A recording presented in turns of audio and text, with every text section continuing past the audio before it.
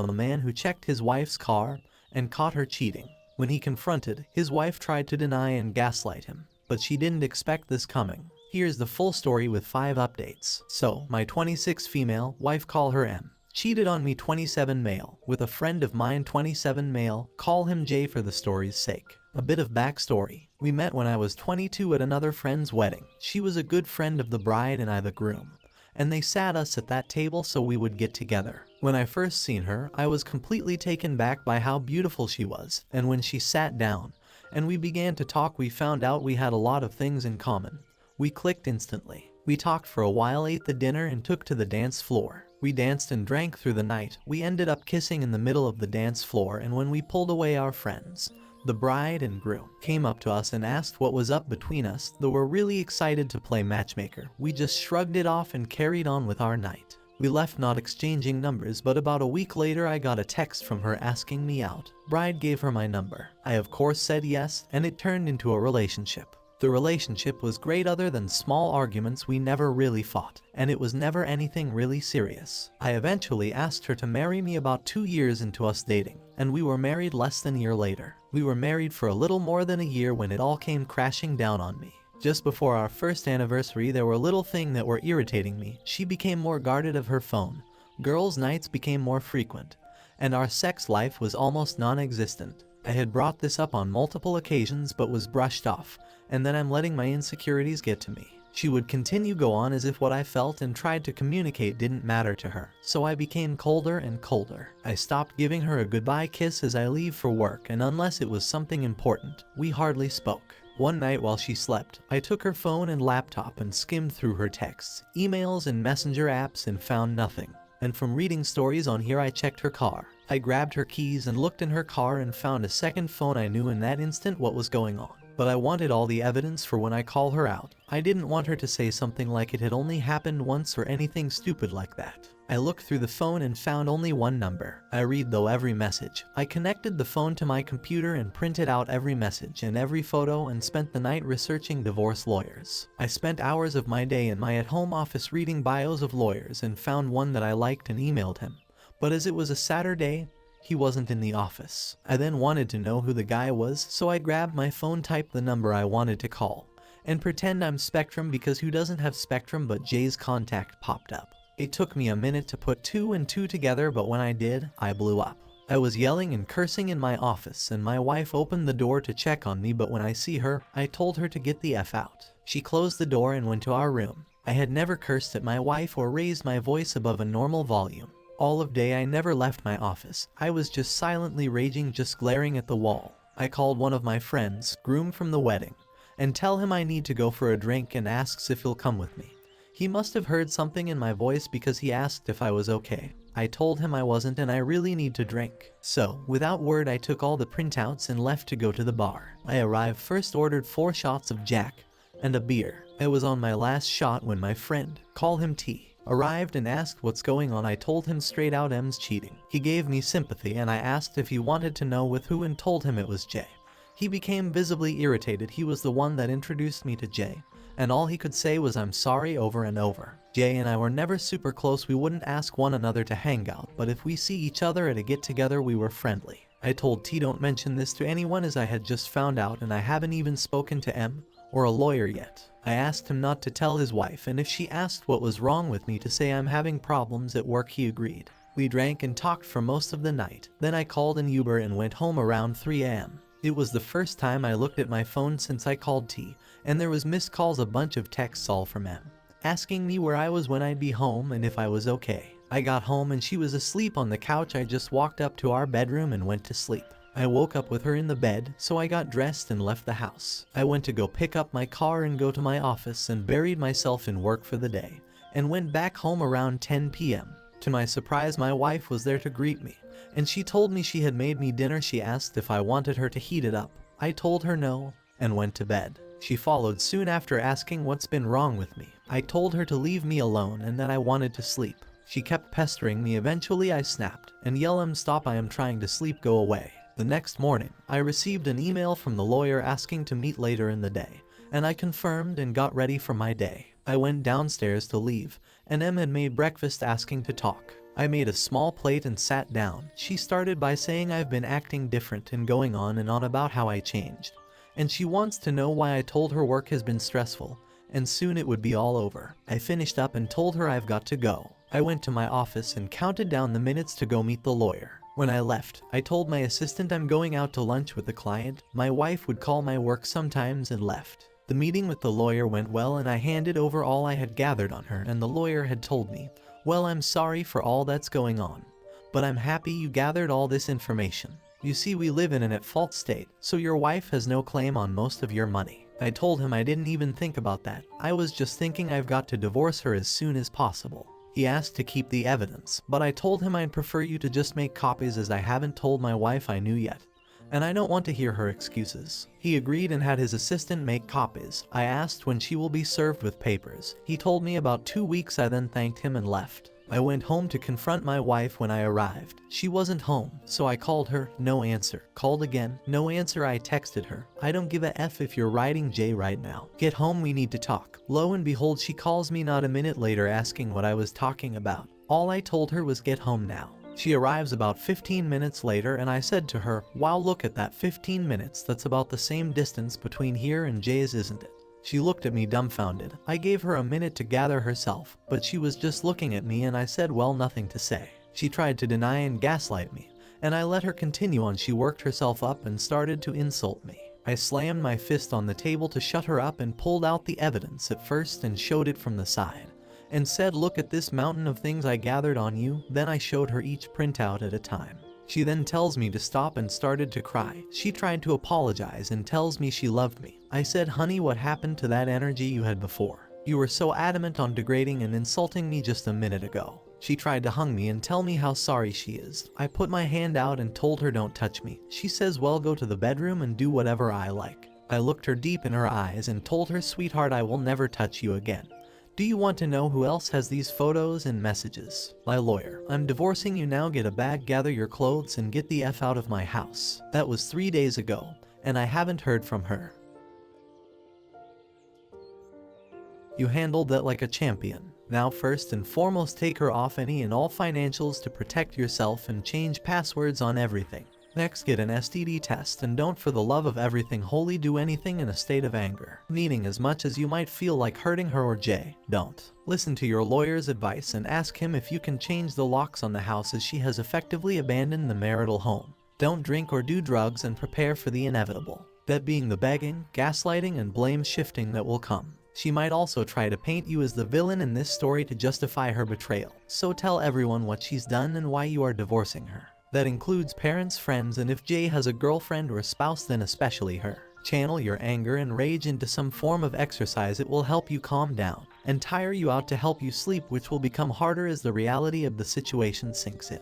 Good on you, man. Swift and decisive action. So sorry that you got caught up with another fake boss out here, but you will come out on top in the end. They always can explain. Expect the begging and crying to continue when she gets the D papers. It didn't mean anything. I don't love him, another crap. Expose her to all near and far after. Really couldn't have advised you to do anything differently. Sounds like you are a pro at doing your own detective work. As long as you keep listening to your lawyer and following his advice, he'll help this go as quickly as possible. Sorry about the pain, that part is inevitable. I have to say, reading the first part of your story, I'm not the sentimental type. But the way you two met and got together was just a damn sweet story, and I didn't even live it. But I'm actually feeling regret for you, and you did a good job writing it, or I wouldn't feel that. People are going to tell you to stay away from booze, and they are right. But I'd give you a 50-year-old bottle of JD. I have if I could after what you've endured. Just hang in there, man. It hurts, we've been there. It's sad the person she represented herself to be was a total fraud, and you had to find out after marriage. But she was like a tumor you didn't know you had until it needed to be removed. Without that cancer in your life, you can move on, heal, and forget she ever existed. Because the woman you thought she was never did. After I posted the first part of this, you all have given me a ton of advice, so I followed most of it. This morning I planned on doing a bit of damage control of my life, so I scheduled an appointment with my doctor to get checked for STDs, and I have that appointment in 2 days. Next, I started contacting all the people close to me, my father and a few friends. They all have been really supportive, offering their own advice and asking if I need help with anything. But as I got this crap on lock, I declined. I then started to contact her family. I sent a text to her mom and dad thanking them for allowing me into their family and that I was grateful for all that they had done for me. But Em and I are getting divorced and that I would miss them terribly. Not really, they were very suffocating, and while they are great people, I'm happy I no longer have to deal with it. I then told them if they had any questions, feel free to ask. I didn't hear back from them for a while, so I moved on to Em's sister. This kind of hurt because her sister and I were good friends, and I knew this would mess up that friendship. I texted her, "Hey, I'm sorry to have to text you this, but Em and I are going to get a divorce, and I wanted you to know.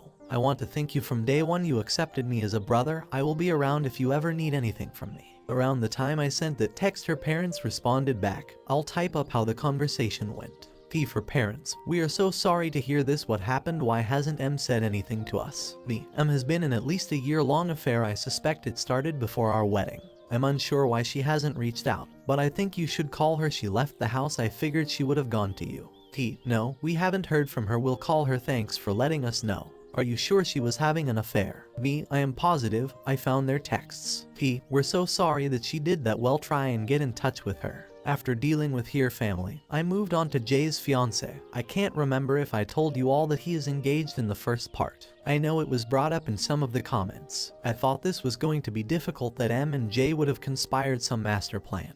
But either Em didn't tell him I found out, or they're just idiots. I sent her a text around 2 p.m. and asked if we could meet for a coffee or something by 2:05. She agreed and told me to meet her at some gross hipster coffee shop across from her work at 2:30. I arrived first, ordered my horrible coffee, and waited for a few minutes. She walked in, ordered hers, and came and joined me. I told her there's no easy way to say what I'm about to tell you, so I'm just going to blurt it out. Jay has been cheating on you with my wife. It's been going on for more than a year. She was obviously shocked, so I then told her, I only found out a few days ago. I know I should have told you then, but I had a divorce to get started and my own pity to deal with. She asked how I found out. I told her everything that's in the first post. I then asked if she wanted to see the evidence I gathered and pulled out a binder. She grabbed the binder and skimmed through the messages and pictures and just started to silently cry. I told her she's more than welcome to take the binder, extra copies, if she wanted to confront Jay with it or use it to see if he would lie. She thanked me, stood up, took the binder, and I told her if she needs anything from me to let me know. She nodded her head and walked out looking very defeated. I know you all told me to just stay sober, keep a level head and whatnot, but my world just came crashing down on my head. I'm going to take this week to sit on my back porch, drink, smoke cigars and blare music. After this week I'll stop feeling sorry for myself, get back to my usual schedule. On a more positive note, I've already packed up most of her things, clothes, jewelry, etc. I also threw in our wedding book and every photo that has her in it in the boxes. If and when she comes back for her stuff, I don't want her here any longer than she needs to be. Also, before you ask, though, I didn't ruin her clothes other than a few picture frames. Nothing's broken. As of right now, there's nothing else happening. I told everyone I needed to tell. My doctor's appointment is scheduled. My lawyer's hard at work to get me out of this nonsense, and 90% of her things are in boxes. I really don't know what's left. If she stays out of my hair, this might be the smoothest divorce ever. Since the update, I've been enjoying my pity party, drinking and more drinking. I'd say this is my first semi-sober moment since I found out about everything and can't really put into words how I feel. I guess numb is an accurate word. In the last update I told you all I notified everyone, and the only one that didn't respond was M's sister, who I was very close to. Well, that night I wrote the update. I had continued my drinking binge after I posted and passed out on my back patio with a bottle and a few beer cans surrounding me, and woke up to the smell of breakfast being cooked. My first thought was, oh Christ, Em came back and thinks that breakfast was going to make up for what she's done. I worked myself up to a rage and threw myself out of the chair ready for a screaming match, but to my surprise it was M's sister. Call her W. I stood there for a moment trying to calm myself back down, but when W seen I was awake, she sprinted to me and wrapped her arms around me. She didn't say anything to me. She just took my hand and led me to the table and put a plate in front of me as I ate. She told me how sorry she was and that when her sister showed up to her house and just said that we were having problems and it would be fine in a few days. Then told me that when I texted her that we were divorcing, she asked Em if it would be fine. Why is he divorcing you? Apparently Em just broke down and told Em everything. I scoffed and said there's no way she told you everything, and proceeded to tell her all that happened. W told me that Em had said it was a one-time thing and that I was blowing it out of proportion. I told W that I have no intention of getting back together with M, and if that is why she's here, she's wasting her time. And if she's in contact with M, W needs to tell her to find a lawyer. She laughed and said she wasn't here for her sister, she was here for me. She told me that of course she'd be there for my sister, but that her and I are friends, and she wouldn't abandon me, especially when I didn't do anything wrong. I stood up and went to her side of the table and just hugged her. I was so worried that all this BS that's going on would ruin her and my friendship, and hearing her say that made me feel so much better. W stayed with me for 2 days, guest bedroom you heathens, and left this morning as I am preparing to leave for my cabin. I had it before the marriage, M can't touch it. I was gathering my hunting and fishing equipment. She asked if she could join me, but I told her as much as I would like that she should probably go check in on her sister. She agreed, hugged me, and left. I am truly grateful to W for being there for me, and before any of you say she's into me, she's not. She's also 20 and that's way too young for me. It's just a really great friendship. I almost forgot to say I went to the doctors, got tested, and the results should be in on Monday. I've reached out to Jay's fiance a few times just to check on her. She tells me she's fine and she doesn't know what to do. I told her if she wants to meet anytime next week so she could vent, I'm more than happy to listen. To any of you who are going through this as I am, the only thing I can say is keep your head down, focus on what you really want. If it's divorce, or if you reconcile, set your goals one at a time. In my case, lawyer, then doctor, and notifying everyone close. Keep it off the internet though, also set time aside to get your feelings out. In my last post I told you all about W coming to my house and staying for a few days. She left when I was leaving to go hunting at my cabin. Good news, I got a buck, a nice fat 8-pointer. I got him on my first day out there, which I am very happy about, as it left me the rest of my time to go fishing. I only caught 2, but they were decent size, so I made one my dinner and butchered the other. I spent the rest of my stay at the cabin cleaning my deer and enjoying the views of nature. Other than a drink or 2 a day, I spent my trip sober as I promised. My drinking was only for last week. Now on to the last few days. I got a call from my doctor and I'm all clean. It's not such a shock as M, and I haven't had much passionate nights in a few months, but all the same you can never be too sure. I reached out to Jay's fiance but didn't hear back for some time. She eventually responded back telling me she's staying with her family right now. She didn't really go into detail much, but her staying with her family, you can only assume as I do that.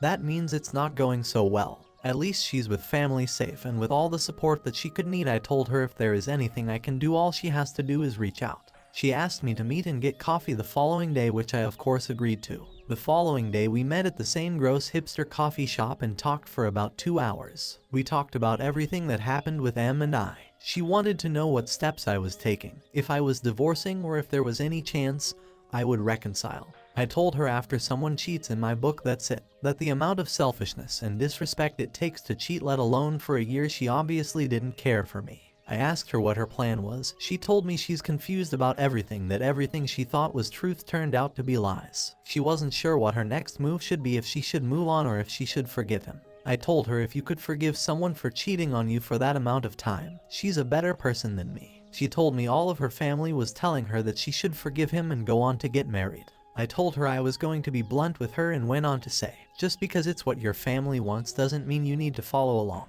Then said Jay obviously doesn't care about marriage and what it all means. He cheated on you, his fiance, with my wife. If that doesn't show you, he's not marriage material. I told her she needed to do what she thought was right and not to have anyone other than herself make decision that will affect her life. I told her when I found out, all I could do was think of a way my heart could trick my brain into thinking of some way I can accept it and forgive her, but I just couldn't do it. I also said I only talked to one person, but I had already made my decision and no one could change my mind. I bet when you went to stay with your family you had a pretty good idea of what you were going to do, but you let too many people in, and they all gave their own take on it. I finished by telling her all she needed to do was to follow her gut, that her brain and heart will always lie to her. But if her gut feels something's off 9 out of 10 times, her gut's probably right. She soon after thanked me and we left each other and went home. The following day I got a message from my lawyer that M had successfully been served at work. I thanked him for all his work, especially in the time frame he's gotten it done. Not long after that, W called and told me M hasn't left her room all day and she's sobbing in bed. I told her she was served and is probably realizing how bad she messed up. W asked me how the cabin was and if I got anything. I told her everything I did and how my time was there. We talked for a moment and hung up. After I prepared myself and my house for my wife's explosion. I figured if there was any time she would, it would be soon, now that she's been served. So now I am waiting patiently, biding my time. I have Advil on standby for what I can only assume is going to be a bad ache, I told my friend, and he agreed if M showed up, he would race over to be a witness just in case all else fails. I'm currently waiting for Hurricane M to tear through my house. If or when she does, I'll send out another update. So, before my wife was served, I had told a friend it was happening and told him to be on standby just in case she came over. I wanted him there as a witness. Later in the day, my lawyer told me she was served at work, and a few hours later my wife was banging on my door. I called my friend as soon as I heard her. I also called W and told her she should come over because her sister is beating on my door. Soon after I got off the phone, my friend arrived and started recording my wife's tirade from his truck. He had brought his wife for some reason, and she got out to try and calm my wife down. She ran up to her and tried to pull her away, but my wife turned around and smacked her, telling her to stay out of her business. When my wife hit his, he stopped recording and called the police. It took about maybe 10 minutes for them to get there, and when they did, my wife flipped a switch and started saying I abused her. When I stepped outside to talk to the cops, he immediately started to put me into cuffs until I told him I have cameras that show she's lying. He stopped and allowed me to pull out my phone, and he watched the entire video showing all that she said was just one big lie. She started going off again, and the cop arrested her and had her take a breathalyzer. As they took her to their car, W pulled up asking what was happening. She came and stood next to me, and when the cop brought the paperwork and to apologize to me for jumping to conclusions, I just told him I understand, it's no big deal, then went inside. W stayed behind to get the full story from him and soon after joined me. She asked to stay over because M will have to stay overnight in jail. When I woke up, W was already gone. I haven't heard from M since that night, but my lawyer was contacted by hers letting him know he'll be representing M. Finally, we can start this process. I also reached out to Jay's fiance to see if she has any news on her front. We only texted back and forth, but she told me she has kicked him out of her house and had her father and brother pack up all his thing and drop it off at his house. She told me her dad and brother wanted to beat him, but she asked them not to and that she just wants to put all this behind her and move on. She thanked me for checking on her and tells me her close friends are there for her when she needs them. I sent her the link to my Reddit page so she can see all the support you all give to me and to her. The moment I got off work, I raced home. My plan was to go back to my cabin for the weekend. When I arrived, W was in my driveway. She wanted to grab her sister's things and had a list of what my wife expected. I skimmed through it and all, but one thing was already in a box or sitting in my garage waiting to be picked up. I told her I'm not transporting or touching anything that's in here. I'm not going to be responsible if M wants to claim I destroyed her stuff. I told her I'd pay for a moving company to come and pack and take all her things for her, because right now I'm going to my cabin and don't have the time to deal with M's crap.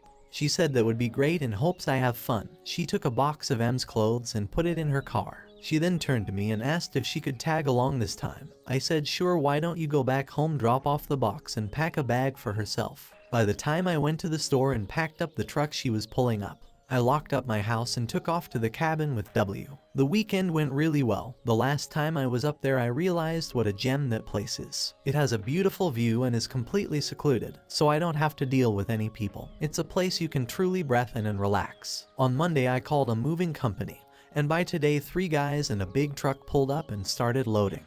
I had every box open and recorded as they closed the box and picked it up. I took pictures of all the furniture and recorded as the movers loaded it. I thanked them all for tolerating me and tipped them each an extra $50. I then sent all the recordings and pictures to my lawyer and carried on with my day. The house seems empty but also clean without all her things here. When I started this process, my lawyer told me not to get rid of anything that could be considered shared, so I put most of the furniture in a storage unit. I've been sleeping in the guest room since she left, so up until I started writing this post, I've been buying all new furniture. I'll most likely be keeping the majority of it in the garage now that I have the space. I won't be keeping the house even if I win it in the divorce. It holds too many now bad memories.